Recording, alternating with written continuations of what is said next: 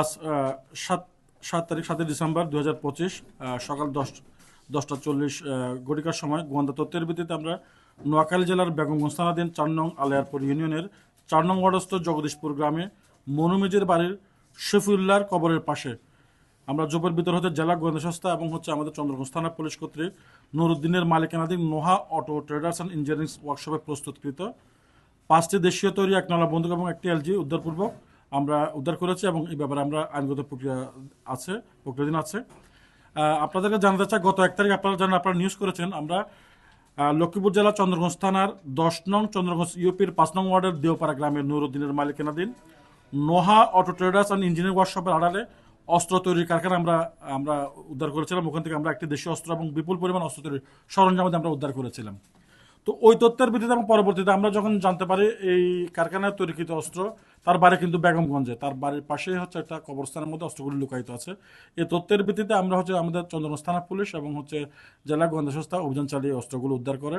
আমরা যেহেতু এটা আমাদের জেলার বাইরে নোয়াখালী জেলায় পড়ে, সেজন্য আমরা নোয়াখালী বেগমগঞ্জ থানারও আমরা সাহায্য নিই, পর্বে তারা আসে এবং আমরা জানতে পারি এখানে প্রচুর অস্ত্র রয়েছে আমাদের এবং আমরা কিছু অস্ত্র 6টা অস্ত্র আমরা উদ্ধার করতে পেরেছি এবং অন্যান্য অস্ত্রের তথ্য আমরা বেগমগঞ্জকে দিয়েছি, থানাকে দিয়েছি, তারা অভিযান পরিচালনা করে তারা অন্য অস্ত্রগুলো উদ্ধার করবে।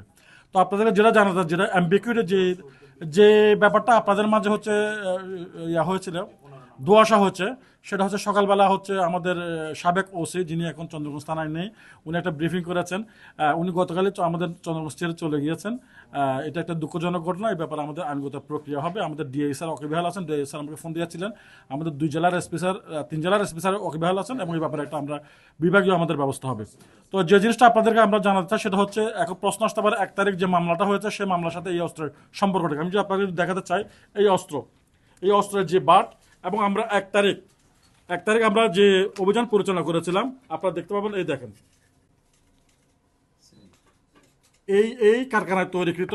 এবং আপনি যদি আপনাদেরকে নলগুলো দেখাতে, আপনাদের বুমের জন্য দেখানো যাচ্ছে, যদি আমি বুমটা একটু সরাই, এই যে নলগুলো দেখেন, আপনি এই নলগুলো কালার করে এইটাই। এবং এই কারখানায় যে অস্ত্রগুলো তৈরি হয়েছে এটা একদম আমরা শিওর হয়ে আমরা এটা চালিয়েছি, যেহেতু তার বাড়ি বেগমগঞ্জে, সেটা আমাদের একটা আইনগত ব্যাপার ছিল। এবং আমরা যখন অভিযান চালাতে যাই তখন কিন্তু বেগমগঞ্জ থানাকে আমরা জানিয়েছিলাম, তারা আসতে একটু দেরি হয় এবং আমাদের উপরে একটা হামলা হওয়ার আশঙ্কা ছিল। সেজন্য আমরা যখন চলে আসি প্রতিমধ্যে বেগমগঞ্জ থানার সাথে আমাদের দেখা হয় এবং তাদেরকে আমরা বলেছি পরবর্তী বাকি অস্ত্র যেগুলো আছে তারা যেন সেগুলো উদ্ধার করে। তৎপরতা আছে, সেহেতু আমাদের মেন অ্যাকিউজড এবং তার সাথে আরও কোনো কমপ্লায়েন্স আছে কিনা সব ব্যাপারে আমরা খতিয়ে দেখছি। আমরা প্রযুক্তির সহায়তা নিচ্ছি, আমরা গোপন সোর্স লাগিয়েছি, আমরা চেষ্টা করছি। আমি আশা করছি অতি শীঘ্রই, এবং আমি আশা করছি আমরা এই মাসের মধ্যে আমরা তাকে অ্যারেস্ট করতে পারবো। তবে আমি এটা মাসটা উল্লেখ করতে চাচ্ছি না, অতি শীঘ্রই। তার আগে আমরা আপনারা জানেন এই লক্ষ্মীপুরের মধ্যে যত চাঞ্চল্যকর ঘটনা ঘটেছে, রামগঞ্জের ডাবল মার্ডার, ক্লুলেস মার্ডার, আমরা রহস্য উদ্ঘাটন করেছি। আমরা আপনার রামগঞ্জে মন্দির যে চুরি হয়েছে, একদিনের মধ্যে সে মালামাল একেবারে সবগুলো আমরা উদ্ধার করেছি।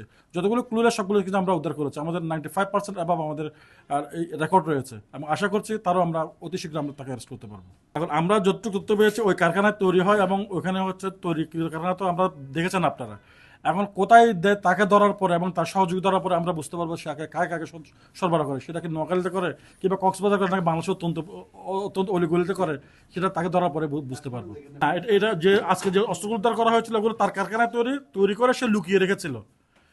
আমরা যখন এই জিনিসগুলো যখন আমরা কারখানা থেকে যে অস্ত্রগুলো পেয়েছি এবং আমাদের গোপন তথ্য ছিল তার আশেপাশে সে বেশ কিছু অস্ত্র, আমি সংখ্যাটা উল্লেখ করতে চাচ্ছি না তদন্তের স্বার্থে, আরও কিছু অস্ত্র আছে এবং সেগুলো আশেপাশে আছে। আমরা বেগমগঞ্জকে জানি যে এটা অভিযান চালানোর জন্য, আশা করি সেগুলো ধরা পড়বে। আপনারা দেখিয়েছি, আপনি বাট দেখলে বুঝতে পারবেন, নল দেখলে বুঝতে পারবেন ওই কারখানায় তৈরি অস্ত্রগুলো। আমাদের তথ্য ছিল তার কাছে আগে থেকে তৈরি করা ছিল ওই কারখানায় এবং সেগুলো সরিয়ে রেখে তৈরি করার পরে।